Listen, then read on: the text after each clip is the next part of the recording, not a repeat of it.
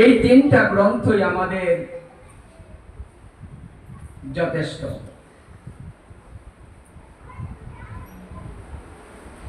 শ্রীমদ ভগবদ গীতা হচ্ছে ভগবানের জ্ঞান শাস্ত্র,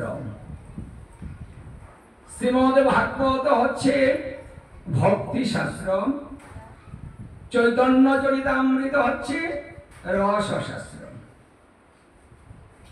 এই শাস্ত্রকে তিনটা ভাগে বিভক্ত করা হয়েছে। তাহলে আমাদের সর্বপ্রথম প্রয়োজন হচ্ছে জ্ঞান। তুমি তাড়াতাড়ি শেষ করো। জ্ঞান যদি না হয় তাহলে ধর্মটা সঠিক হবে না, জ্ঞান যদি না হয় তাহলে ভক্তিটা সঠিক হবে না, জ্ঞান যদি না হয় ক্রিয়াকাণ্ড সঠিক হবে না। কারণ ভাগবত বলছে ক্রিয়াকাণ্ড এগুলা হচ্ছে বিষের ভাণ্ড,